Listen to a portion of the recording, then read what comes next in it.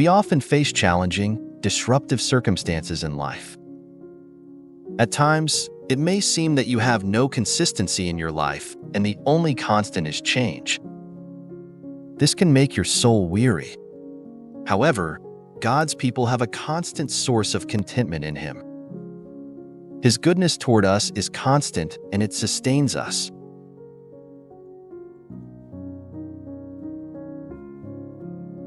This portion of Jeremiah chapter 3 is God's message to His people who are in exile. God reminds them that, though they may be out of their homeland, they are not out of His care. God promises to gather and care for scattered Israel like a shepherd. Jeremiah highlights the Lord's redemption of Israel and the future joy and abundance His people will experience. The passage speaks of a time when mourning will turn into joy, and God's people will be completely satisfied with His goodness.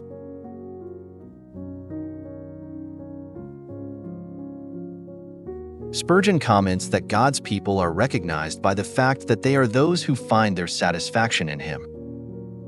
He emphasizes that true satisfaction comes from God alone and that His goodness is sufficient to fulfill all desires. We owe God much gratitude for these tremendous blessings of contentment.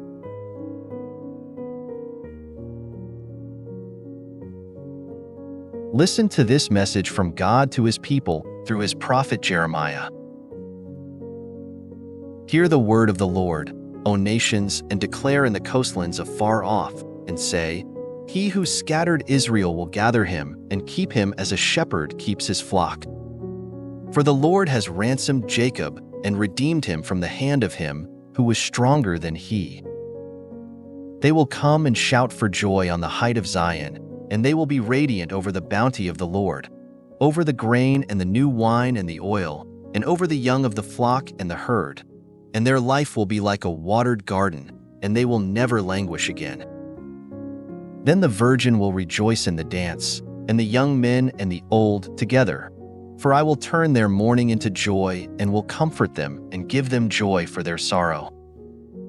I will fill the soul of the priests with abundance, and my people will be satisfied with my goodness, declares the Lord.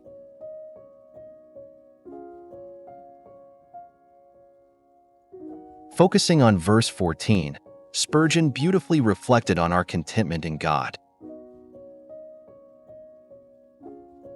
My people will be satisfied with my goodness, declares the Lord. Jeremiah 31 verse 14. Note the my, which comes twice. My people shall be satisfied with my goodness. The kind of people who are satisfied with God are marked out as God's own. He is pleased with them, for they are pleased with Him. They call Him their God, and He calls them His people. He is satisfied to take them for a portion, and they are satisfied with Him for their portion. There is a mutual communion of delight between God's Israel and Israel's God. These people are satisfied. This is a grand thing. Very few of the sons of men are ever satisfied, let their lot be what it may. They have swallowed the leech, and it continually cries, Give, give. Only sanctified souls are satisfied souls. God Himself must both convert us and content us. It is no wonder that the Lord's people should be satisfied with the goodness of their Lord. Here is goodness without mixture, bounty without stint, mercy without chiding, love without change, favor without reserve. If God's goodness does not satisfy us, what will? What? Are we still groaning? Surely there is a wrong desire within if it be one which God's goodness does not satisfy. Lord, I am satisfied. Blessed be your name. Meditate on God's goodness and find your contentment in Him alone. No matter what the world throws at you, God will never change. You can trust Him to satisfy you with His immeasurable goodness today.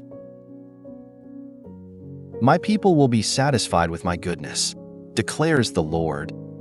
Jeremiah 31 verse 14.